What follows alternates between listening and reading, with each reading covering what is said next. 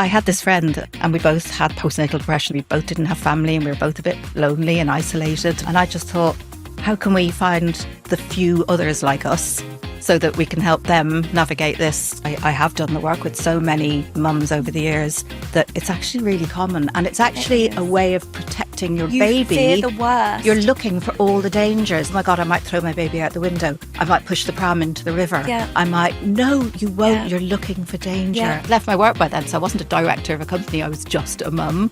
What do I think I'm doing? But I just kept saying, oh, come on, let's just keep going. Let's build this little bit, build this little bit. And then you get a mum saying, oh my God, this has like changed my life.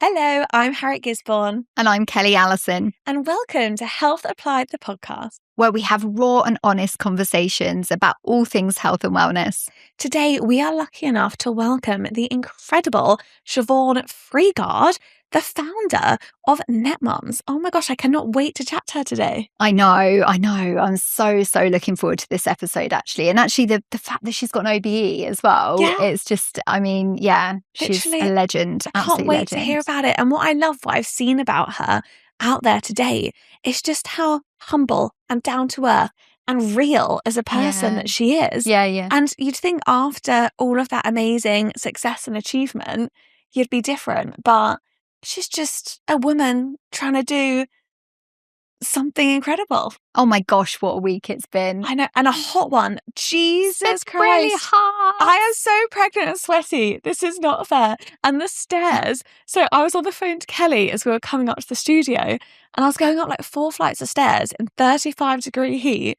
And I'm literally like, it's that moment when you get into the aircon and you're like, this is live. Please never get me out of the aircon. I know. And thank goodness you actually got that aircon unit when you did, because I tried to get one and I got scammed. No, I spent 600 I didn't quid. know that. Yeah, did you not hear about it? 600 quid on it. £600 because my daughter, both of my daughters peer pressured me into getting aircons. Every single person at school have an aircon apart from me, obviously. First world problem. Yeah, exactly right. And so I bought the only conditioning unit I could find. And it's that's a sign in itself. Honestly, it's the company were just sending me like AI responses, and it didn't come for ages. This was like one of the second heat waves that we had. So you bought this aircon unit in the middle of the heat wave, and it was the only one available. Yes. From some dodgy, God knows what. It was some dodgy site, clearly. But it got shipped. It finally came. And it was basically this box that somebody had obviously made in their garage. Oh, and dear it was God. nothing like air conditioning. It was basically a glorified fan, but the fan didn't even work. And the worst thing was you had to fill up a tub of water and put ice in it. So I used an entire bag of ice that I just bought for doing Aperol Spritz.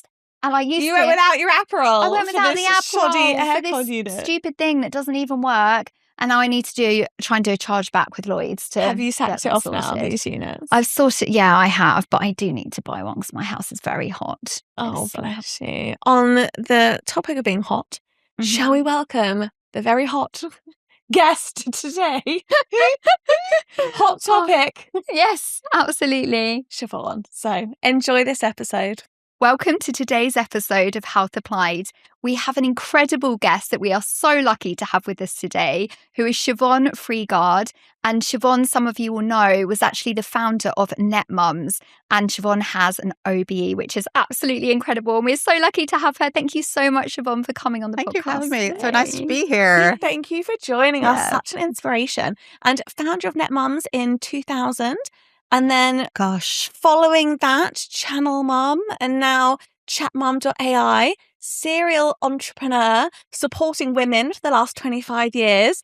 How did you find this passion? Yeah, I know, right? Tell us the plan. No, absolutely none of it planned, of course. I was just a mum. I mean, I had a job. I had a career, actually, which was very important to me at the time. In my 20s, I was a director of a corporate hospitality agency, marketing director. And it was really important to me, and everything was great in my life. I had a husband, a career, a mortgage.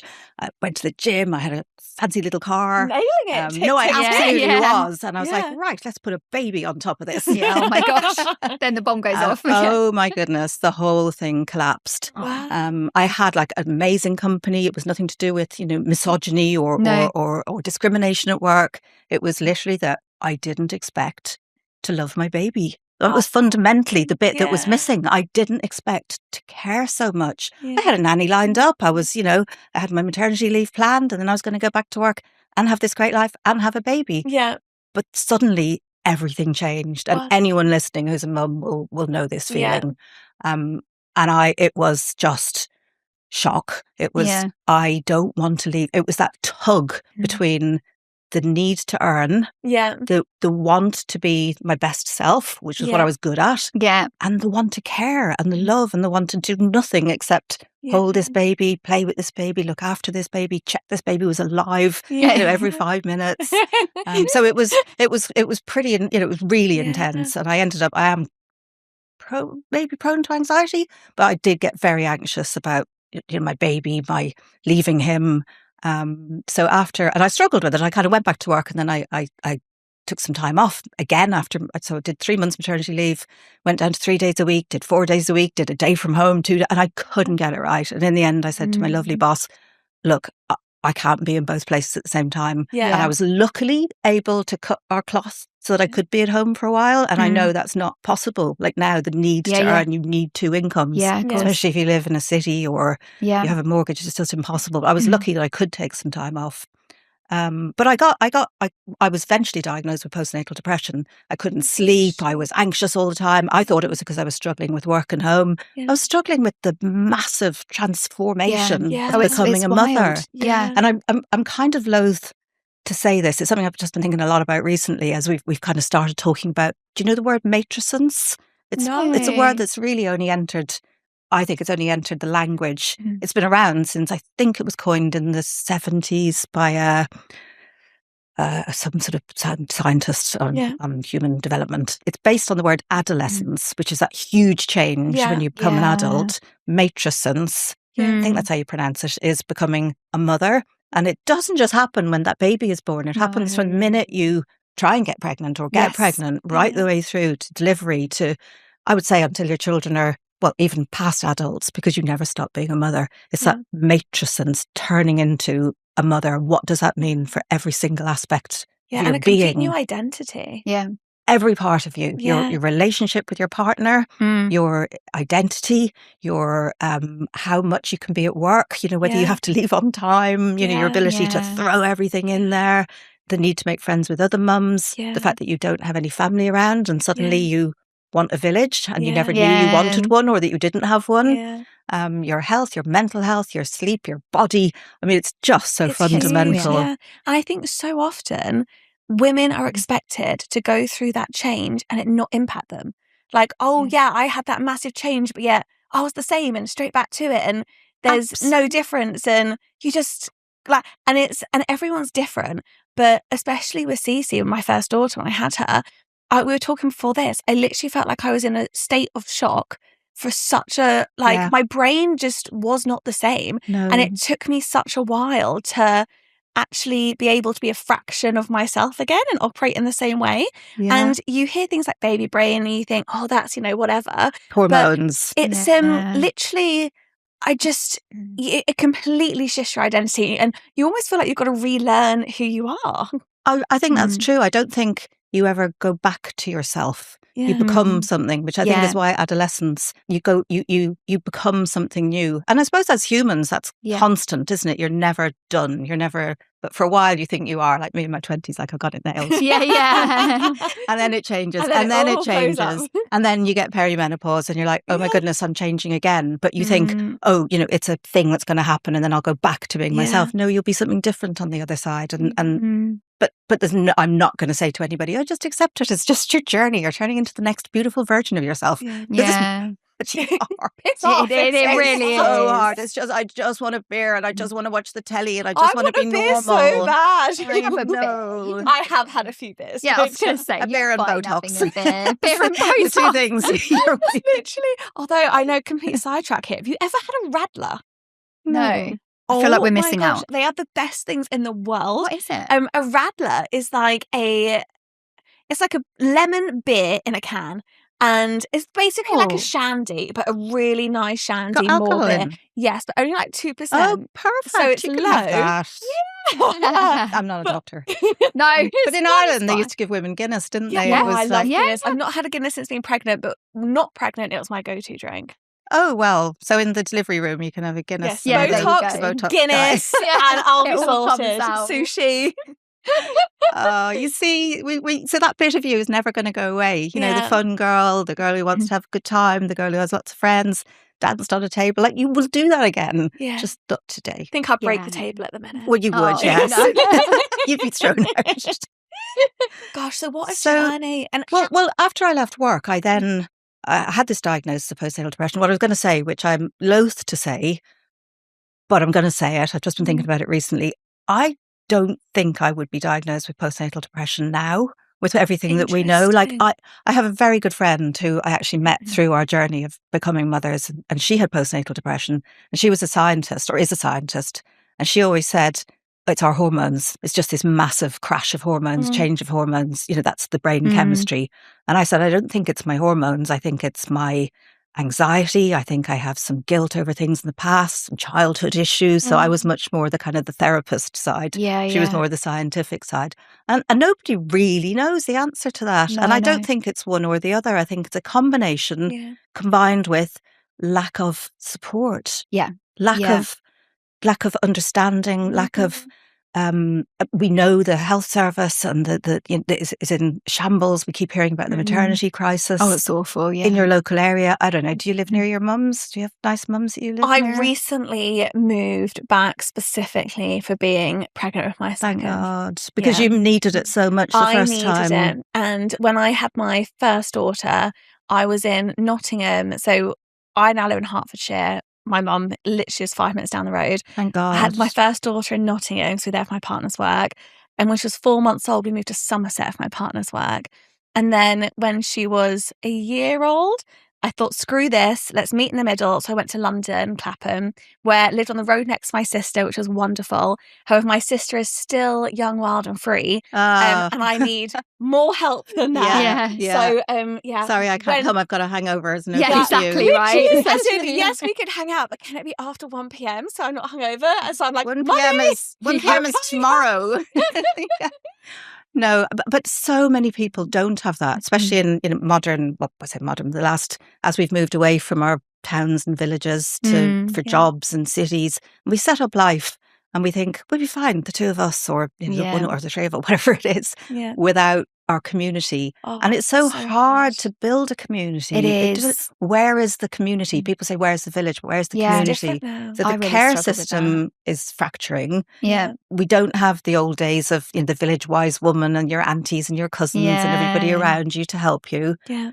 You don't want to say it at work because you're there to be this strong, independent woman who gets the job done. You don't want to start going, listen, I'm having a meltdown because, you don't do that. You don't even want to really tell your friends, especially mum friends are really important, being able to be honest with your mum friends. Yeah. But who's that honest all the time? And also your friends are carrying their own load. Yeah. You feel like you're being a burden, put don't it you? all on them.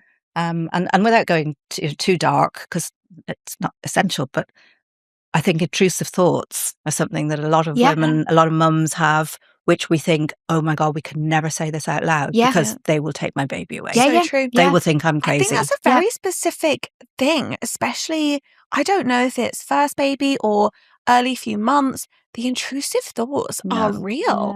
I will tell you one which I have found hard to speak about because it shocks even me.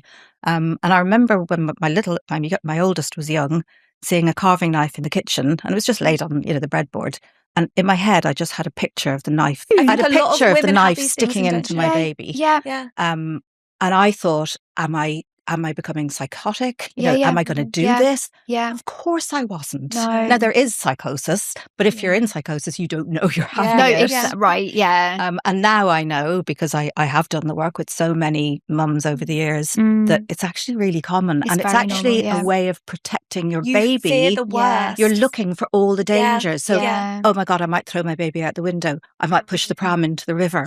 I might, no, you won't. You're looking for danger and it's okay. It's okay. No one's taking your baby away. Yeah. It's so terrifying. So you hold that inside with all these other things that are going on. And then someone goes, oh yeah, that's just postnatal depression. Here's some antidepressants. And I saw a study of women with postnatal depression on antidepressants. And of course, in a study, they do the blind. So some of you get the antidepressant, some don't, but you don't know which one you're getting. And the group who weren't getting it showed significant recovery because they were talking like twice a week to somebody who was really asking them. They were getting this kind of interest and support and a chance to talk about their thoughts and feelings. And I thought that's just to a stranger in a scientific trial. So if we just looked after mums a little bit better, the outcomes would be so much better for everyone. It came from, is that where? Well, I'd like to say, I was as wise then as I am now. Not that I'm wise, but, the benefit of hindsight. But no, I had this friend, as I say, this scientist, and we both had this postnatal depression thing, and we both didn't have family, and we were both a bit lonely and isolated and both struggling with going back to work. And I just thought, how can we find the few others like us so that we can help them navigate this? Because we're now 3 years in. And of course, we set up this little Netmums website before websites were a thing. I didn't even know really what a website was. First, I thought, okay, you need a name. So I was like, Women on the Web. I went Women on the Web on my husband's computer, and it was a porno site.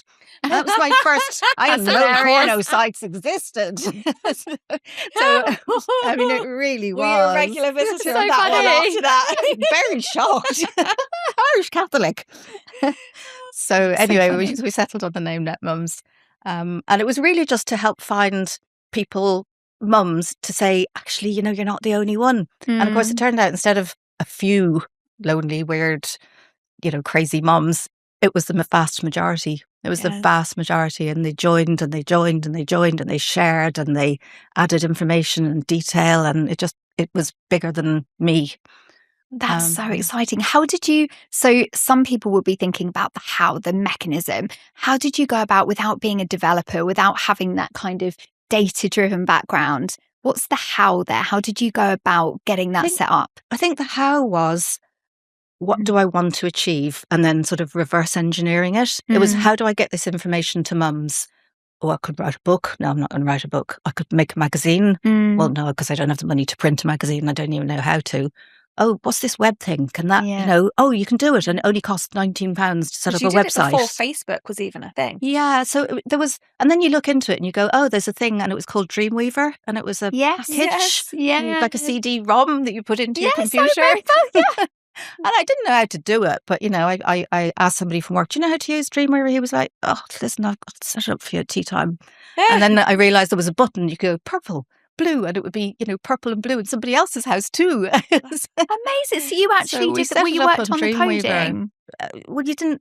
It was a front end interface, wasn't it? So the coding was done, but actually it was just a way. It's a bit like you guys. You're running a podcast. What do you know about the technology of podcasts? Yeah, you're the it's the message you're trying to get across, and the microphones and the tellies and the YouTube and all that is somebody else has developed that. And so it got really big, really fantastic.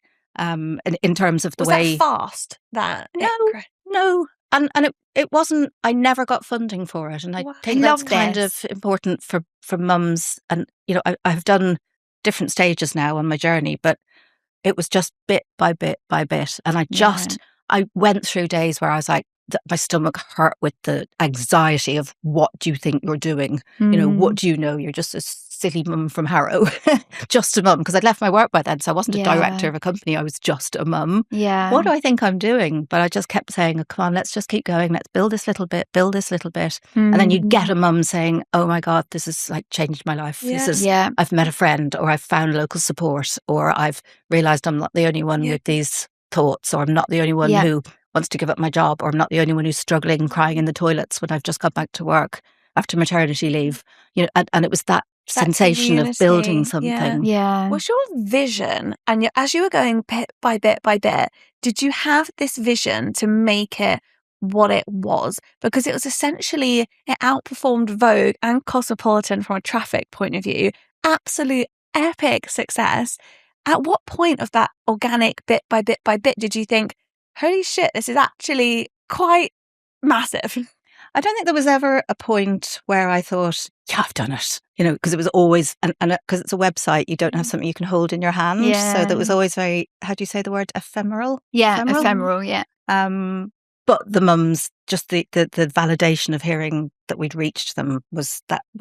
But yes, I think I did have a vision. I don't think I had it all the time, but I think there was a moment, and I know this because of my first email I registered was, I live in Harrow, and it was Harrow HQ, which was, again, who do I think I am? But the idea was to build one for every local area in the country to bring mums together. So I must have had some sort of vision that there was going to be a Birmingham one and a Surrey one, a Suffolk one.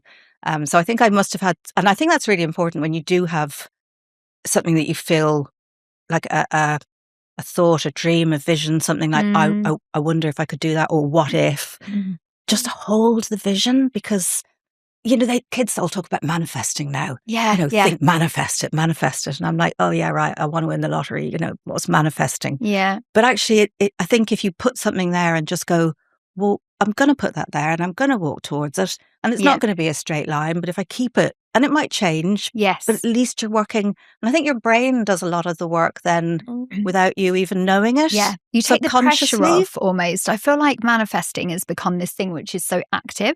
So it's almost like a pressure on people to get up and do 3 affirmations in the morning. Then you should be meditating at 10 o'clock. Then you should be before bed doing a yoga nidra. Like there's all these things of like, and you're like, oh my gosh. And it's active and it's stressful. Whereas I think when you raise your vibration and your frequency, you very much do that naturally when you have a pain and a purpose. And I think the interesting thing about hearing from your story, it's pain and it's purpose. You see, I didn't know that, but that's exactly. Yeah, you have your reason. Like that was your reason for starting, and it came from a pain point. Those are the successful businesses. Yeah, yes. Because you're solving a problem. Yes. And it's actually helping you. Yes. And you're using these wonderful values to build that community. So I totally agree with you. I think having a vision of just going, that's there. Keep the vision. And going a little bit calmer about, I can't control, because there's a lot of anxiety about the future. I find like in the early stages of being a mum, even now, even my kids being sort of teenage years, you constantly worry about the future, and you worry about, is AI going to take over the jobs? Are they going to have, what's going to happen for their future? When you live in the here and now and you go, I can't impact any of that right now. I can't change what's going to happen in 5 years' time. No. I can take a small action today that's going to take me one step forward to get where I want to be. And that's all you can ever really influence. Be in the present. Yeah. And I didn't want to be a tech millionaire. I didn't know what, I'd never heard of Mark Zuckerberg until, much later. So You're it didn't the OG matter. Mark Zuckerberg. I am. Yeah, love this. But I wasn't going, I can't do an AI business because Elon Musk has sewn up that market and all the tech bros have got it sewn up, and what do I know? So I think if you just try and stay, I find, I don't know how many of you, we actually found each other on LinkedIn, but that's weird because I hate LinkedIn. I never go on LinkedIn. It just constantly gives me anxiety. It makes me feel that the rest of the world is just flying ahead in their 20s. That's interesting. Oh my goodness, yeah. But also I never went on LinkedIn. I was the worst networker ever because I was busy doing the doing. I was minding the kids, building the businesses, whatever. And I didn't think, I have to make contacts because, I might need contacts and networks and who's going to help me when, and it's not great. I'm not saying don't do it. But I'm saying actually I stuck to my lane, and it didn't really matter in the end that I hadn't turned up at all the networking events and I hadn't, got all these followers and I wasn't posting twice a week. And so I'm still a bit like that. It's not great. Love that. But I'd much rather come in and have a chat with you. Or, do a little talk somewhere or meet women in an office. Also, I think you've got to do authentically what sits well for you. Some people authentically are much better at sharing their voice all the time. And I think people share voices, but in different ways.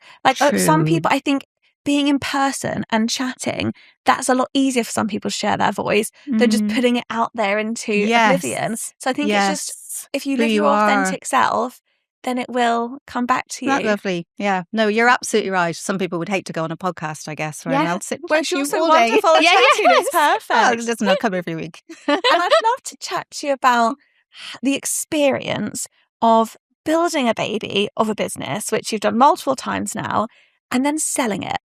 How did you find that journey? And when it was something so new to you, what was the experience like? Oh gosh, it's a good question. I think by the time Netmums was really grown, it felt a bit like a child who was ready to go to university. I didn't want to hold it. holding it back is not quite the right word. It was I was running a business now at that stage. You know, it was millions of pounds and it was loads of commercial partners, and that wasn't really, that sounds like I'm making that up, doesn't it? Oh, it was really successful, I hate it. It wasn't like that. But it was just like, okay, it's kind of done. And I have realised I'm a good starter-upper. I like the grassroots. I'm not great as a CEO. I'm not great at running a big 5-year plan and keeping on top of the cash flow. I'm like, if something feels right, you know, let's do it. So yeah, actually someone came to us and said, we're interested in purchasing the business. I was like, okay. Let's tell me more. In fact, someone came to us before that, about 5 years before that. I don't know if I'm allowed to say. I suppose I am, because it's a long time ago and they wouldn't be around. But Disney came to us and wanted to buy the business.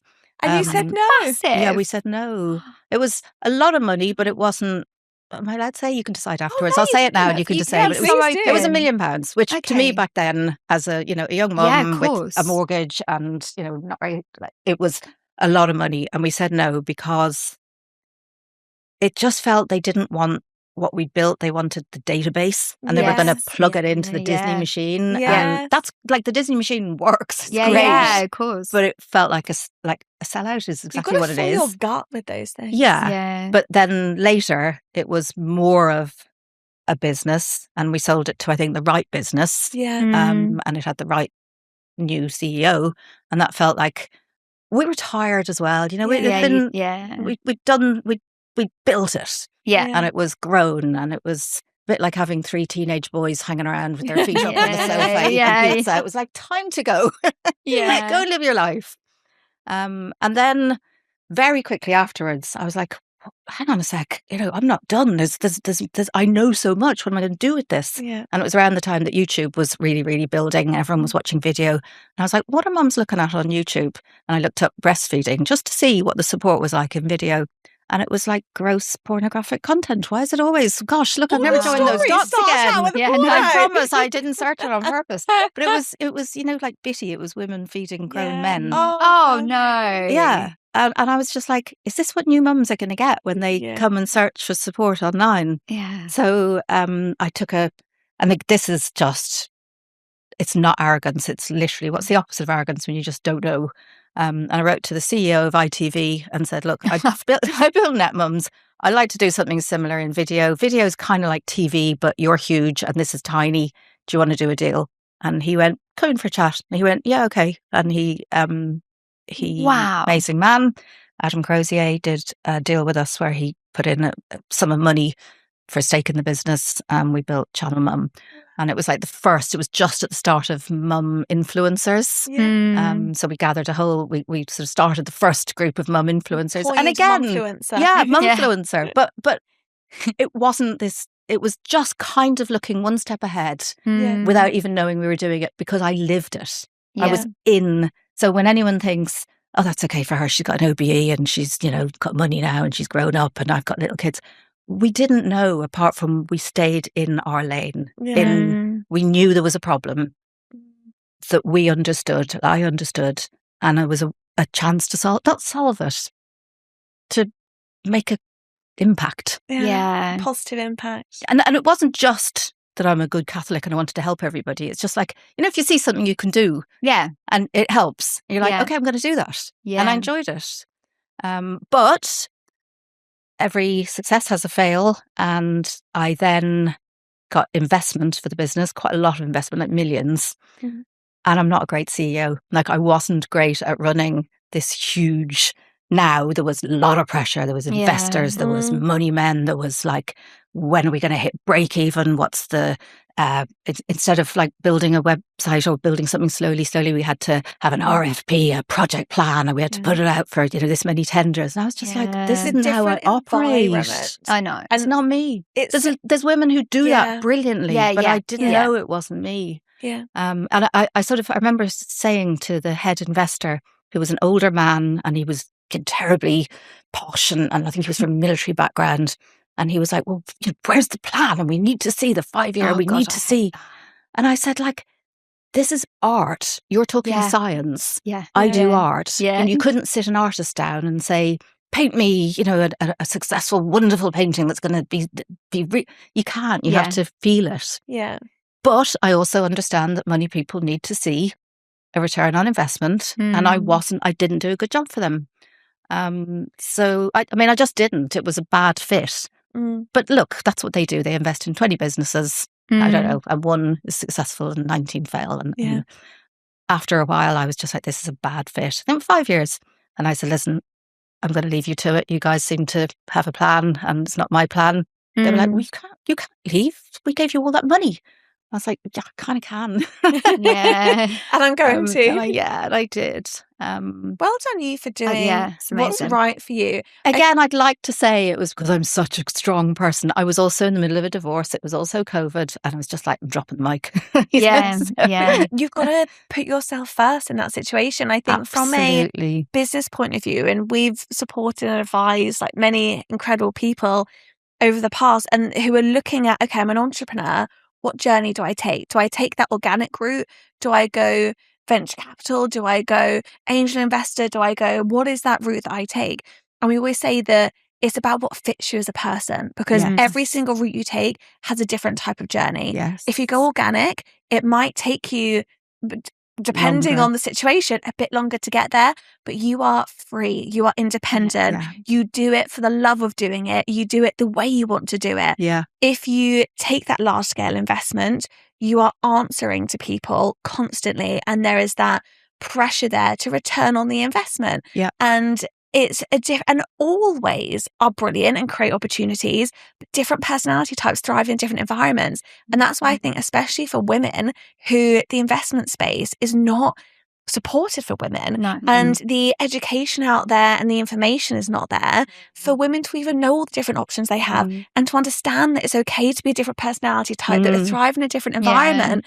So hearing that story, I think that's wonderful for women to hear. Good. Because people might think, oh, to have a successful company, you have to get all this funding, you have to be able to run a big company with, you don't. If you have the love and the pain and the passion, you can make it work. I think she there's relates two, to it so much. Probably what I should have had is, and a lot of successful companies would have two people, you know, the me and then the CEO and the COO or whatever. That's literally that's like I'm the you. The front of the donkey and the back of the donkey.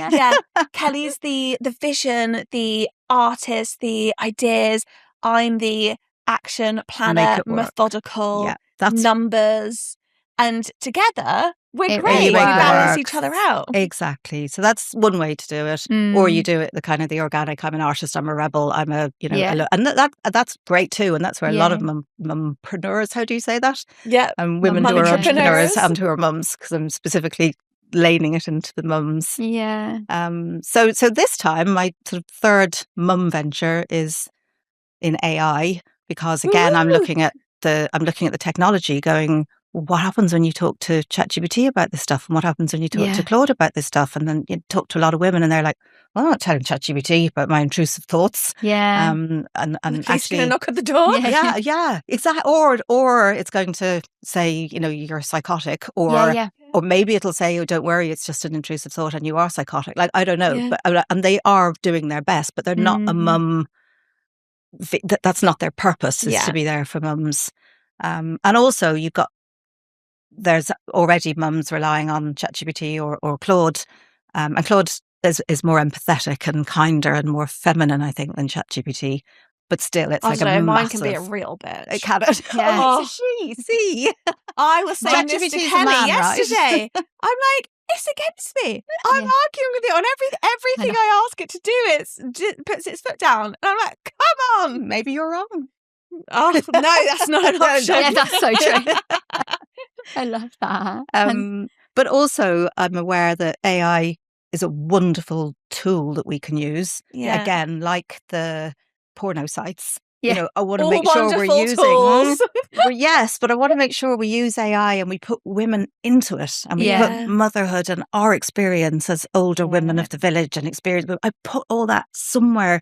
It's like kind of building a message in a bottle, or, you know, and throwing it out to see. I want to put it in there before it's gone, because I'm in a fairly unique position that I built Netmums in the first digital age, and I'm still here at the beginning of the AI age. So I can kind of bring the two in before I hang up my boots.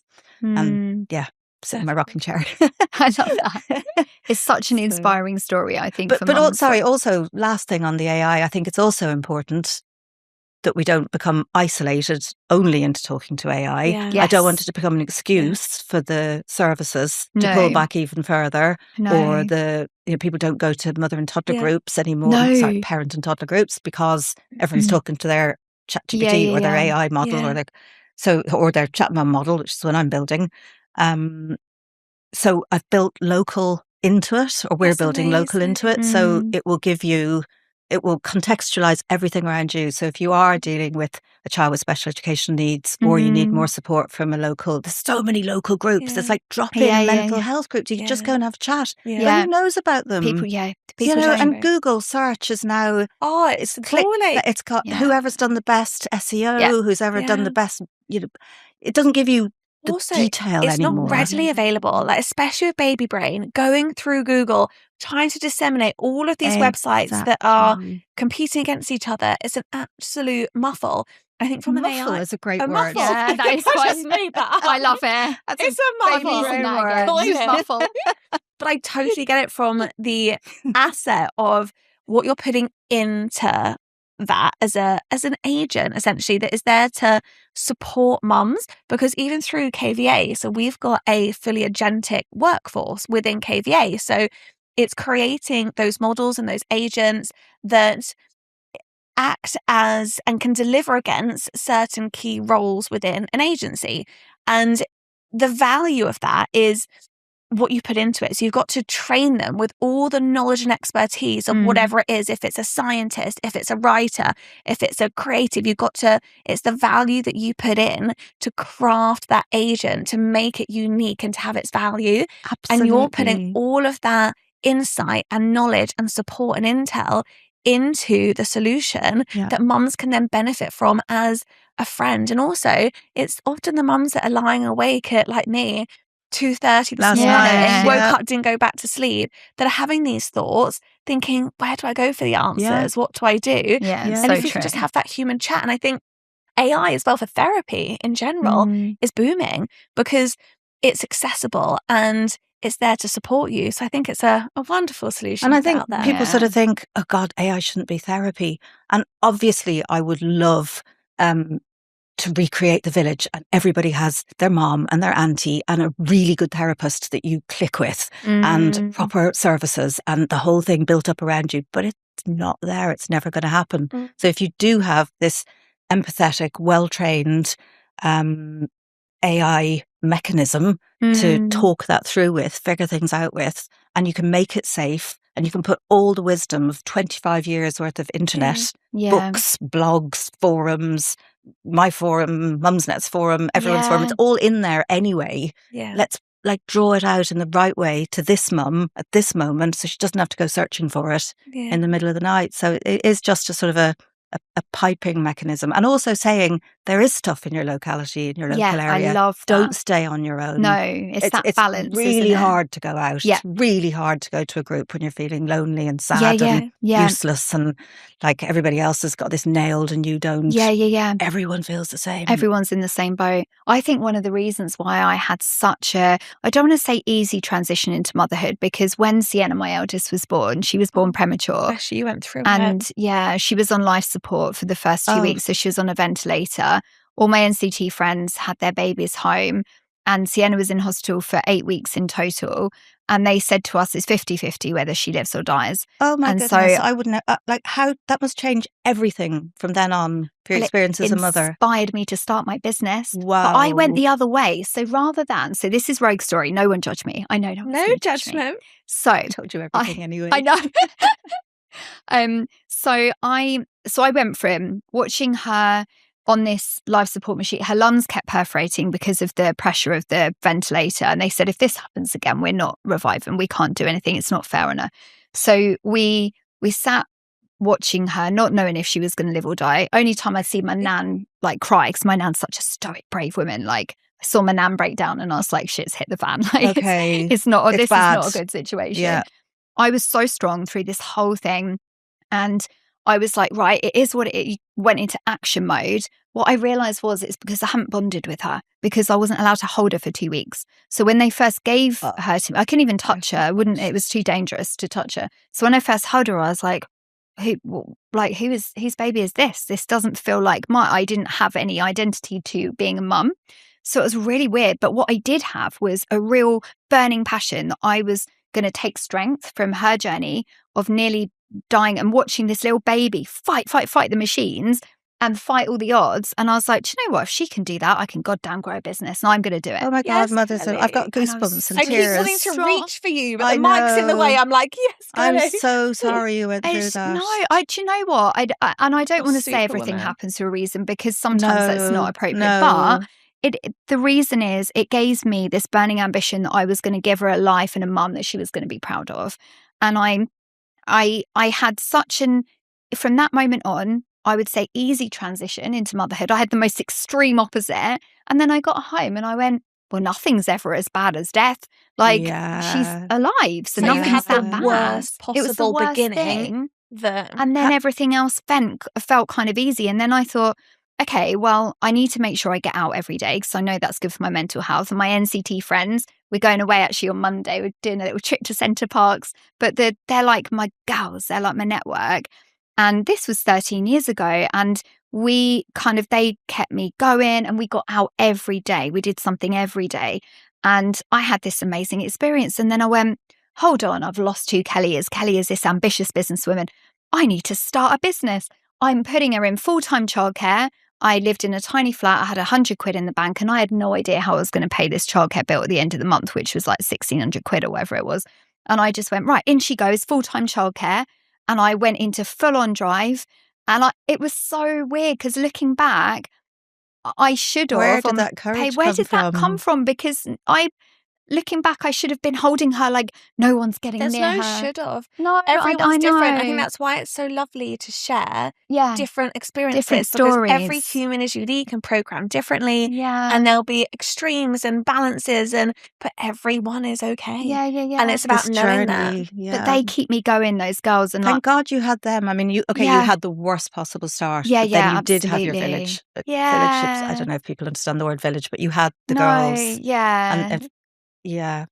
And I'm so sorry you went through that. How did the bonding come? Was it slow or did it very slow? Yeah. Very slow. And no one spoke about it back then. There wasn't a sudden moment it wasn't. I never got that rush. And then when I had my now 9-year-old little Bella, and she was born by cesarean, but she was fine. And she suddenly got given to me and I was like, oh, this is a healthy baby. Yeah, and you get the rush and suddenly I was like, oh, it's my baby, because I'd literally seen her come out. And nobody talked to you about this? No, I never spoke to anybody. And would you have talked to the girls, your mum friends, about it at the time? No, I think everybody was so intensely involved in their own worlds, because they had their babies. They're trying to fight for survival in the sense of like, how am I going to sleep through the night? How am I going to survive the next day? So it was really and I don't think anyone really understood that it was really isolating. Did they give you counselling? Well, nothing was offered, of course. Nothing. I just wouldn't be powered through. Bella, so Kelly's second, who's now 9. Obviously, it was a much more positive experience, but you were still really poorly leading up to the birth. Oh, God. Did you struggle? So I'd actually forgot that when I was just telling the positive story. Kelly was in hospital for months leading up to her second child. I had chemotherapy. Did that impact you? I didn't even remember, to be honest. I mean, obviously not, but it's funny. That's a survival mechanism, not remembering, isn't it? Yeah, I think so. And who looked after your oldest? My ex-husband. So we were together at the time. It's more of a recent divorce that I've been through, so I can really You had a difficult relationship, didn't you? Yeah, really, really, really hard. So yeah, it was.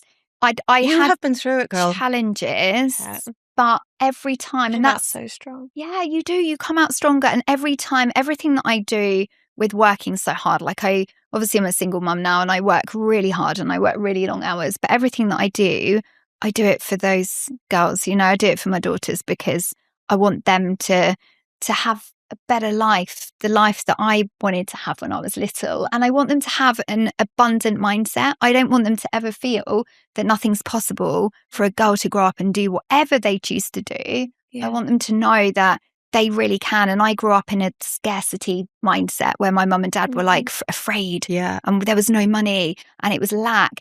And I just want them to feel like there are ups and downs, and they see me crying and I say, Mummy's lost clients. It's been a bad day. And my little one will be like, Mum, you're going to get more. It's going to be all right. And the three of us are little champions. It's so important that they see that journey. My kids say that to me all the time, that something will happen and I'll say, oh, it was a really bad week last week.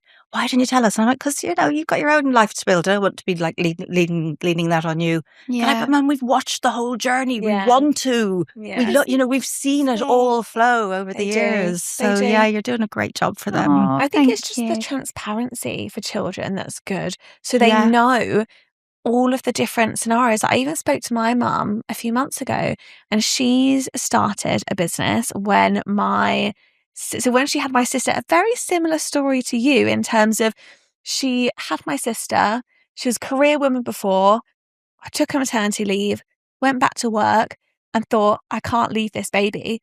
I need to figure something else out. So I think she got told at the time by a friend, when you come back to work, they're going to make you redundant. So she came back to just after redundency, but she said that like few months that she was back there was like the hardest. She was like, I don't know if I can stick it out. I can't do this. That's me. Yeah. So she did the same thing in terms of, I just need to find a way. And I spoke to her the other month and she was like, so she then started a business and she started it from literally so organic, so small, and just bit by bit built it up. And I said to her, like, were you so ambitious? Like, she's like, no, my only ambition I had was to be with my babies and to be able to put food on the table. Like, I wanted to be able to provide what was needed and spend the time with you. And that blew my mind because obviously I've now flown the nest and she still runs her company and I admire her so much. And it was never the big vision. It was just to be able to be present and to provide. And I think that's lovely. It's so important. And I think you are you found that strength, or it came through you. Somebody gave you that strength to do that. Yeah. Like, that's absolutely remarkable. And of course, through adversity, the best things come through adversity. Like the best self-help, the best sort of group helps will come from baby loss, mental health. All these survivor groups, they come from people who've had similar experiences. And you've obviously triumphed over that. I don't think doing myself a disservice if anybody's listening to this and they don't want to be a career woman anymore and they don't want to start a business and they just want you don't have to be a child. Like, being a childminder is a wonderful job. You can do it with your children. Is. So I just think we have to be careful not to put something on women that we all triumphed through adversity. We came out on top and we built businesses and I've succeeded, I've failed. And I don't, I felt like a failure for a while. We do that to ourselves, don't we? There's no fail. There's no fail. It's just a journey and we're not in control. No. I heard a beautiful metaphor, which is life isn't a ladder to get to the top of. You've probably heard this, but I always thought, I had a dad who was a very academic and you achieved and you got here and you got here and you got here and you got here. It's a climbing wall. And suddenly it kind of opened it out for me. You go sideways, you go down, you go up a bit, you change direction. And when you get to the top of the wall, what do? You jump go off down. and you No, you don't. You free fall. But like, when you get to the top, what are you going to do? Sit there, wait for everyone else to catch up? No, you're just going to go, oh, I think I'll go that way now. Yeah. So that's beautiful. I love that. And it's also about really focusing on what makes you happy and knowing that that's okay. And I think there's so much pressure that society puts on everyone. Exactly as you said, to get to the top, to achieve all these things. And that's what success looks like. Whereas in my mind, success is happiness.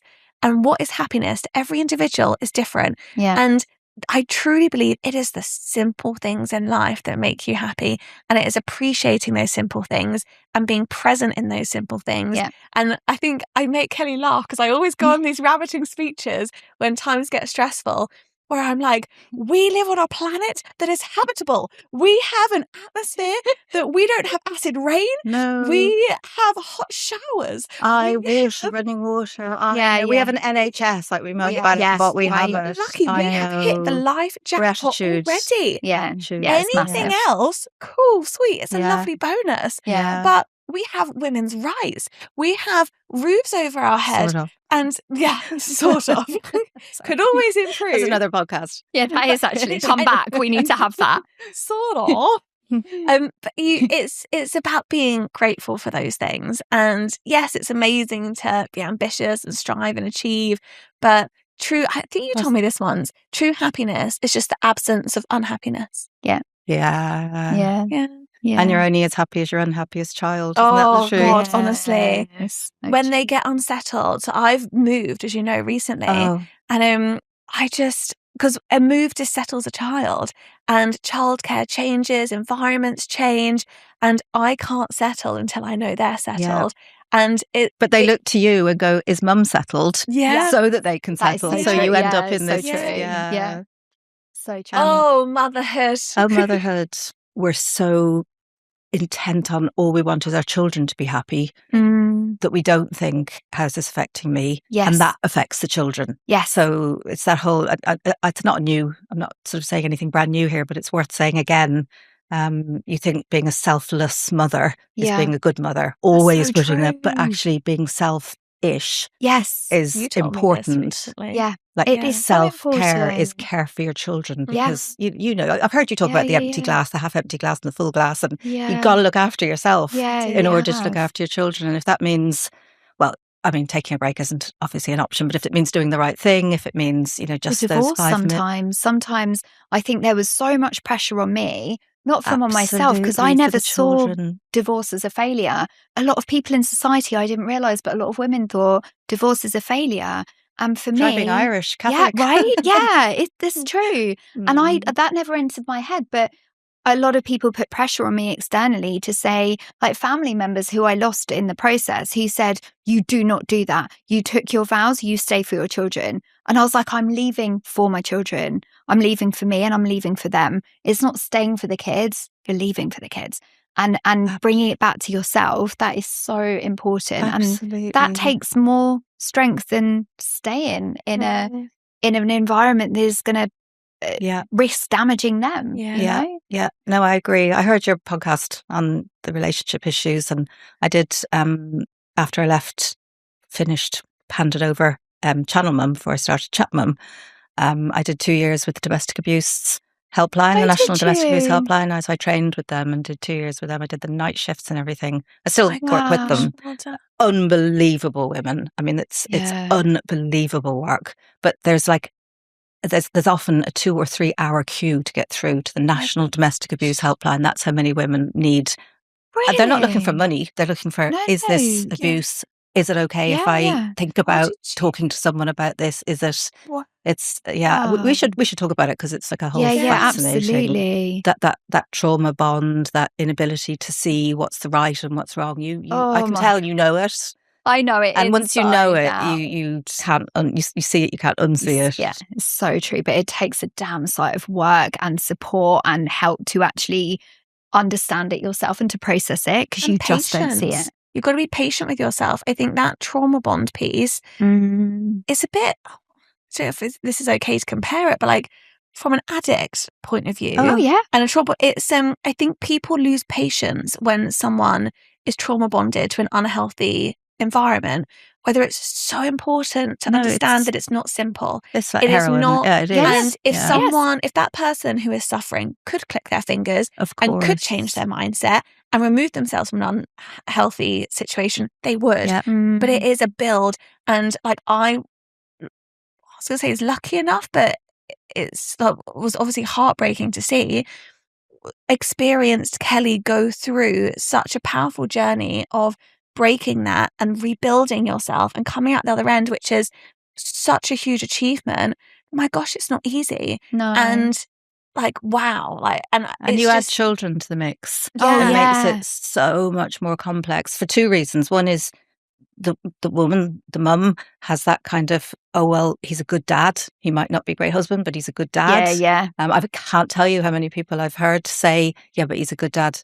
He's not if he's treating you like that. Yeah. But, he's a good dad.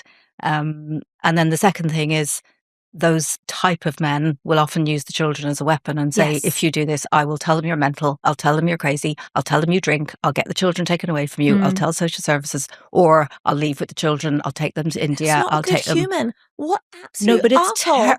imagine how terrifying it is when someone has power and they're threatening you with these things, and they are powerful.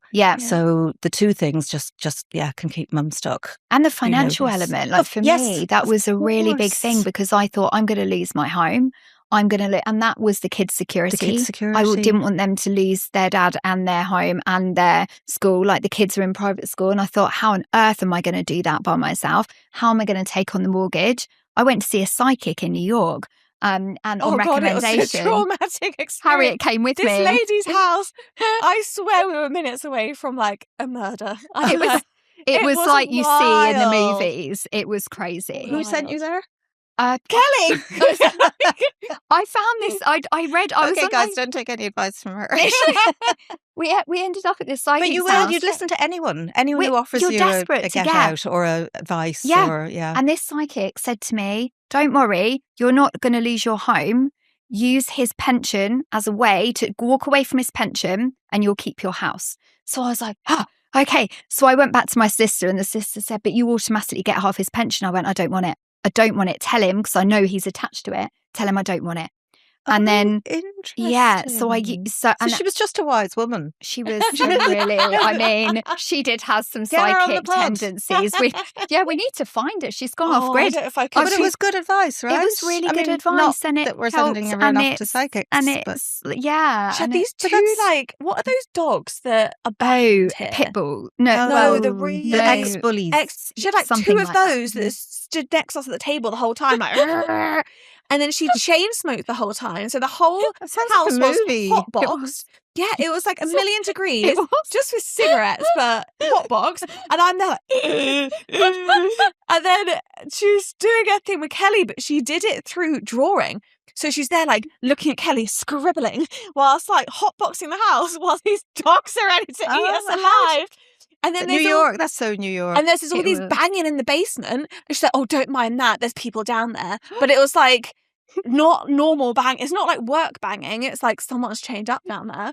And I'm literally there like, "Kelly, please, like, find your purpose and get us out of here." You can't just introduce this at the end of the podcast. I want to talk about this all the way through now. Shall we do? We need to do an episode talking about psychics. Listen, I can't, because I'm a Catholic. We're not allowed. Oh, sorry. No, I'm only joking.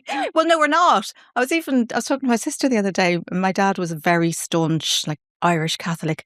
Okay. We weren't allowed to go to yoga because chanting might allow the devil in. I mean, like, I just got goosebumps from that. I don't know. It's all about chanting. It's like opening a door to the occult. Yes.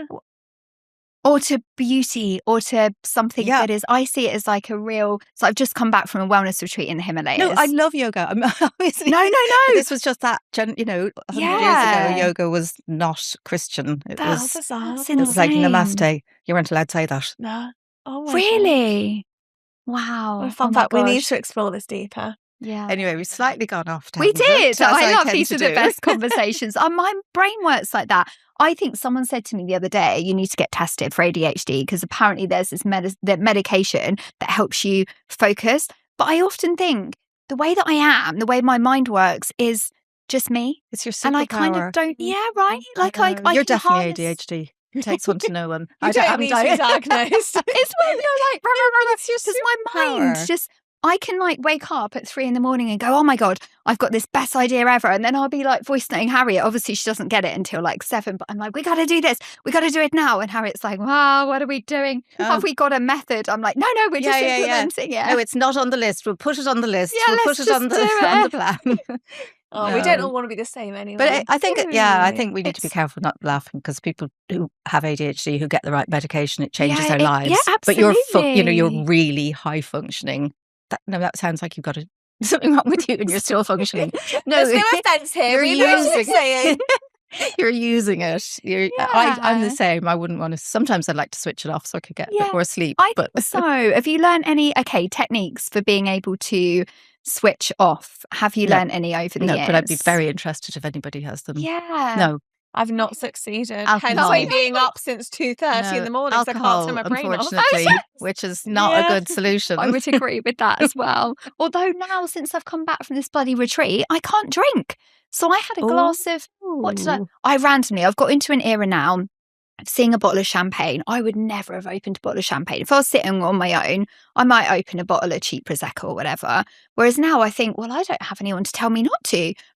There's no husband going, you save that for a special occasion. The special occasion, as we always hear, is like the here and now. So I just cracked open a bottle of really nice champagne and started sipping. Absolutely. But then I feel like it's done something to me that means that my body can't deal with it. And I'm like, this is annoying because it helps me. I want to go on that retreat. Yes. Oh my God, it's the I'll share the detail. You would actually love it. No, I don't want to because I might not be able to drink afterwards. Oh no. Oh no.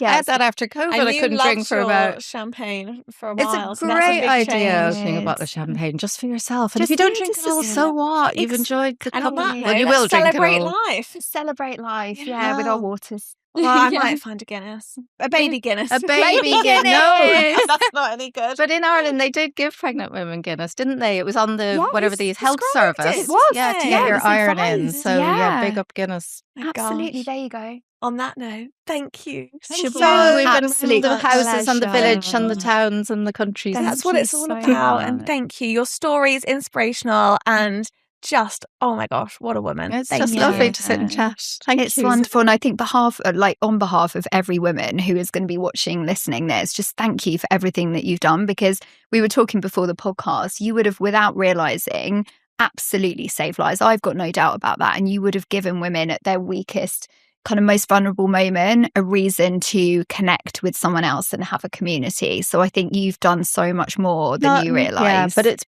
every single moment I have heard something, it's such, and it sounds like I'm making it up, it was a privilege, like more than a privilege. You talk about purpose, giving you that sense of what's the point? That's the point. You know, your children and then other women. If we look after each other, the rest will look after itself. It will, won't it? Yeah, it will. Thank you, Siobhan. Thank you. God bless. Oh, what a wonderful episode. Did not disappoint. That was one of my favourites. That was incredible. Yeah, same. It really was. I think what really has resonated with me is the fact that Siobhan was really open about her journey with perceived failure. We're so obsessed as a society about what is successful, what makes a successful woman a successful mum. And we don't talk about those vulnerabilities and things that are perceived as weaknesses behind the scenes. It's actually very normal for business people to go through those challenges. You can't have success without way more failure. No, like the odds just aren't there, and it's okay, and that's normal, and that's acceptable. Yeah, I just love being open about that. Yeah, and for mums to go through those challenges, like we spoke about intrusive thoughts. I mean, that's something that you're starting to hear more about now, and I've seen some doctors talk about it on Instagram, which is really interesting. There's science behind why we think that, but it's still just not deemed as acceptable to talk about. So I'm really proud of Siobhan to actually bring that out into the light. Every mother I speak to has had intrusive thoughts. I remember, so when I had Cece, I lived on a very steep hill, and the intrusive thought I kept having is, I'm definitely going to let go of this buggy. And what is tangibly going to happen is this buggy's going to roll down the hill and go in the road. And I felt such a real situation that I couldn't possibly live on this hill without this buggy rolling down it. Yeah. And that doesn't need to, you don't need to think that you're weird for having those thoughts. No, absolutely. A lot of mums, I remember reading, describe the feeling of when their baby is screaming and screaming and screaming, that moment you can't take any more. A lot of mums have actually pictured shaking a baby to try and stop it crying. And they never do it, but it's a natural kind of instinctual behavior when you're at your absolute limit of what do I need to do I need the baby to stop crying. I need to get it done now. And it doesn't mean you're going to act on it. I think that's the key thing. It's so true. And I think it's why spreading awareness of these things is what helps. Absolutely. So, lovely episode. Thank you so much for watching. We hope you enjoyed. And any questions or comments you have, please do get in touch.